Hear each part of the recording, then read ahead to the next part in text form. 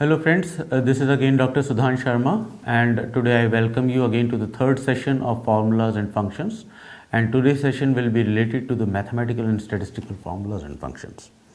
And the objective of today's session is to understand the various mathematical functions available in MS Excel, and subsequently we are supposed to understand various statistical functions in MS Excel. Now, in the earlier sessions, we had already understood that there are built-in functions and they are broadly classified into 6 types, and they are categorized as financial functions, logical functions, text functions, date and time functions. You are having lookup and reference functions, mathematics and trigonometrical functions, and we are also having a category of more functions which include statistical, engineering and various other types of functions. And today's session will be actually related to the discussion of mathematics and statistical functions, because mathematics is inevitable part of decision making, and Excel is the software which is used generally for decision making. So Excel categorically provides a set of functions to handle mathematical problems, and there is separate category in the formula tab, which is mathematics and trigonometric functions, which deals and provides support for the mathematics and trigonometric challenges. Now, the mathematical functions in Excel are used to perform various arithmetic operations like sum, average, count, and different mathematical operations are supposed to be performed by various functions categorized in this category. And we had already discussed that some of the functions, SUMIF and sum product and round down, ceiling and floor, some of the functions were listed in the earlier sessions. Now in today's session we will be discussing about how to work with these functions. The first and the foremost important function is the sum function, and we had already discussed that there is a difference in between a function and a formula, and the formula is the pattern that is actually designed by the person, the user. Likewise, if you want to add 4 numbers, say listed into the cells A1, A2, A3, A4, then the formula will be assigned equal to A1 plus A2 plus A3 plus A4, and this will return the sum of the 4 numbers. But the same operation can be performed by using the sum function, where we can use the sum function in the way equal to sum, and in the parentheses we will be dragging the range from A2 to A5, or we can say A1 to A4, then the sum of the range from A1 to A4 will be reflected as the result. So functions returns a value, and the returned value is actually reflected in the cell which is being chosen by the user. Now subsequently we are having the product function also. The product function is actually using the syntax is equal to product. We are using one range comma second range, and this result into the product of the 2 ranges. Likewise, if I choose the formula equal to product B2 colon B5 and comma C2 colon C5, that means I am choosing the numbers in the range B2 to B5 and C2 to C5, and this will be equivalent to the formula, that is B2 into B3 into B4 into B5 and C into C2 into C3 into C4 into C5. So the equivalent formula for the product function, if I say product B2 colon B5 comma C2 colon C5, will be the product of the ranges B2 to B5 into C2 to C5. This is actually we can use many a times for matrix multiplications. It is very much required. We will be, but there is separate function also we will be discussing in this session, that is mmult, which is specifically for the matrix multiplication. Now the subsequent function is your SUMIF function. SUMIF function is a wonderful function which is used for conditional summing. That means you specify a criteria over a range, and if that criteria is fulfilled, then only the sum of those particular numbers is available.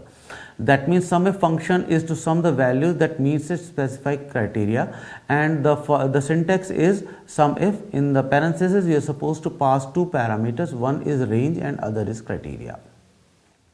So many a times, say you want to sum the numbers, say whose value is less than 3.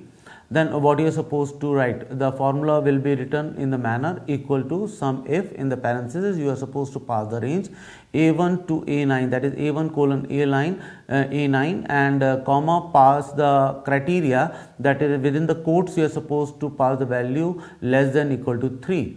Now, if I chose a range A1 to A9 which is having the values say 1, 2, 3, 4, 5 and 1, 2, 3, 4, and in the last I am using this formula, then it will automatically add up the value whose value is less than 3 and it will return a result 12.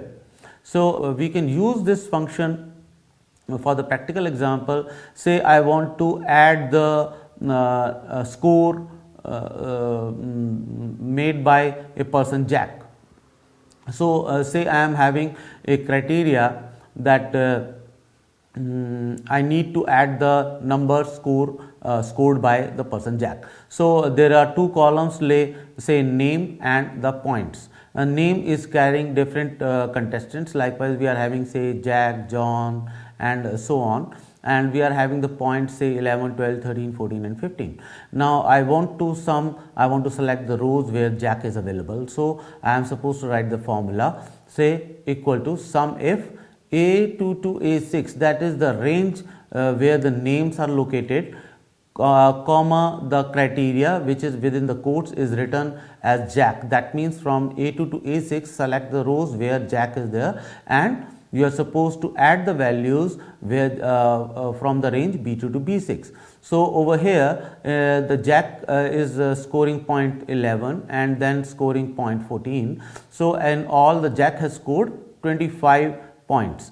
So, the cell where you had written the formula sum if A2 to A6 comma in the quotes you are writing Jack, comma in the you are selecting the range where points are there, the result returned will be equal to 25. I hope you understand this. And subsequently we are having one more important function which is a mod function. Mod function is actually a function that returns the remainder after the division. That means when we when a number is divided by a divisor, then what is the remainder? So, over here the syntax is mod and two values are passed over here, that is the number and the divisor, and both are required parameters. And say I pass on a value as a number is 369 and the divisor is say 6, then the remainder turns out to be 3. So, many a times there is a mistake that person forgot to pass on the second parameter or the first parameter. If the second parameter is forgotten, then automatically the function will return an error which is div/0, that is divide by 0 error, because the second parameter, that is the divisor, is not passed on, as a result of which the return value will be an error. Now, we are having a matrix multiplication function, that is mmult. Matrix multiplication is a very important function, and those who are from the programming side may know that what effort it requires when we are writing a program in C or any other programming language. But the function is very much fruitful for those who are using the spreadsheet software, and it is actually an array formula. It utilizes an array formula because two matrices are, say two or more matrices are required to be multiplied. Then actually we are multiplying the two, applying the formula on two arrays, two combinations of datas. So, mmult is actually requiring the implementation of the array formula, which we had discussed in our previous sessions, that it is the formula which is required when we are supposed to perform certain operation on a set of datas. Thus, requirement of the array formulas will be there at various situations. Likewise, in statistical formulas, we will be exercising the component of the frequency formula. But we will be discussing the frequency formula later on. At this point of time, we will be discussing about mmult. Now, over here, say two matrices are to be multiplied. Say first matrix is storing the numbers 1, 2, 3, 4, and this is the row wise description, that in the first row we are having the two numbers 1, 2, and the second row we are having the two numbers 3 and 4. Subsequently, the same matrix is say repeated, and we are having again second matrix having elements 1 and 2 in the first row and 3 and 4 in the second row. Now, in order to have the result, because both are 2 by 2 matrix, we are supposed to select 2 by 2 range of cells. That means 4 cells are to be selected, and we write the formula is equal to m mult, select the first range of the matrix, comma the second range of the matrix, and press Ctrl Shift and enter. The moment we press Ctrl Shift and enter, the results are reflected in the respective cells, which is a 2 cross 2 matrix, and the results will be the matrix multiplication of the two matrices, that is 1 2 3 4 and 1 2 3 4, and we will be having the results in the output. Now, there are some statistical functions. As we had already discussed that in statistics we are having two options. We are having descriptive statistics, and also we are having the inferential statistics. The descriptive statistics talks about the description of the data, and it contains various parameters. Likewise, we will be discussing about say count, average, maximum value, minimum value, and we want to find the skewness, kurtosis, or in data imputation techniques, when many a times it is required to find that is there some missing data, or the data is blank at a particular in a particular range is the data missing.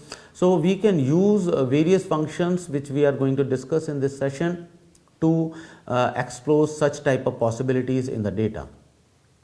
But to explore the inferential statistics, we are also having the facility in Excel, and that means in the inferential statistics we are performing the hypothesis testing. We are performing different tests, likewise F test, T test, chi test, Z test, and ANOVA, and different type of tests and tools are available in the data analysis tool pack.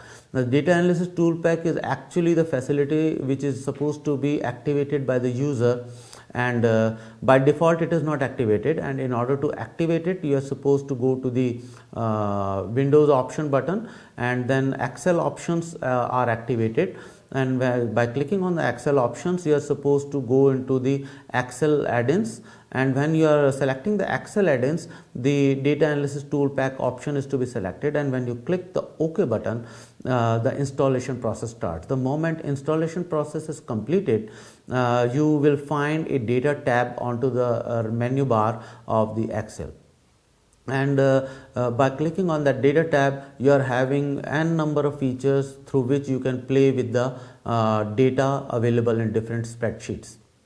When you select the data tab, you are having the possibility of using the data analysis tool pack, and when you select the data analysis tool pack, different features you can directly select the descriptive statistics option, you can directly select different hypothesis testing features, and you can go ahead. But we will not be discussing about all this, and we are supposed to focus on the fundamental statistical functions which are on into your course, and we had already discussed the count function in our previous session, average and all those things, and they are cumulated in the subsequent slide, where a data set is considered, and some of the values are intentionally kept blank to explore that how to find that there is some value which is blank. Now there are different functions. Likewise, we had explored count and countif function as a very first option. The count function counts the how many entries are being there, and it returns the value accordingly. And countif function, you can customize this function by specifying the criteria over a range. Likewise, we can say that we can write a formula, say equal to countif, and in the parentheses we pass on the range, say A2 to A17 or A1 to A16, and we pass on the parameter, the criteria. Say we want to count the values whose value is greater than 30. So within the parentheses, within the quotes, you are supposed to pass the value greater than equal to 30 or greater than 30, whatever your suitable criteria is, and accordingly the results are returned.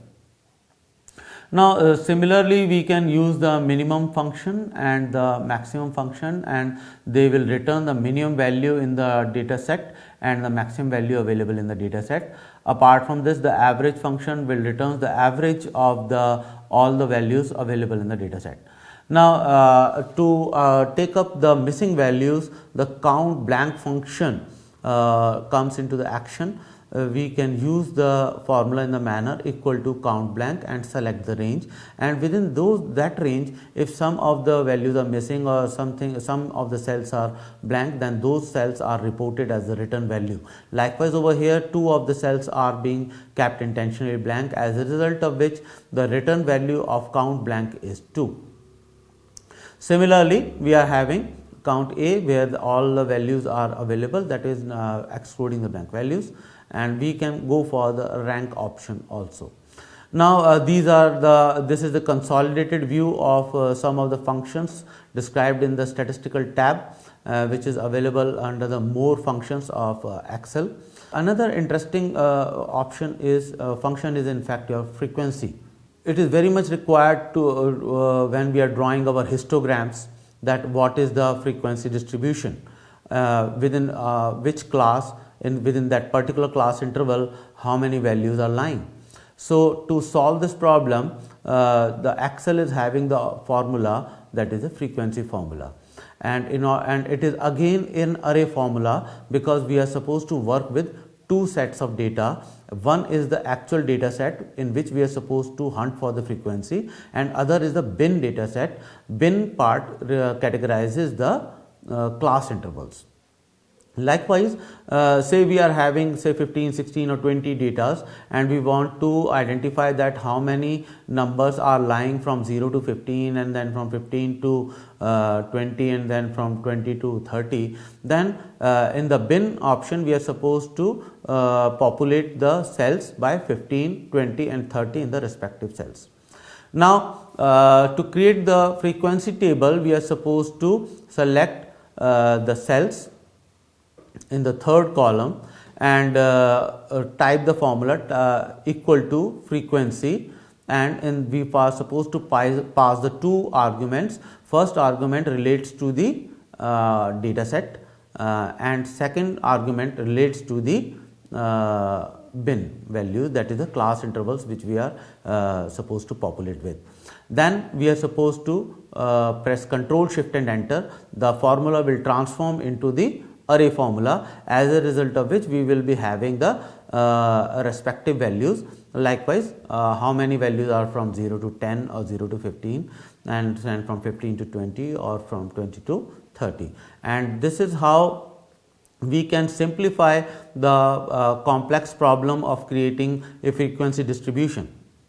And this is very much required, the frequency distribution is very much required, be it any field, be it management or data science or whatever. You will be frequently using it. In this session, you find that how to work with mathematics and statistical formulas. In the subsequent session, we will be dealing with another class of formulas. We will be talking about the financial formulas and logical formulas. So looking forward to you in our 4th session. Thank you very much.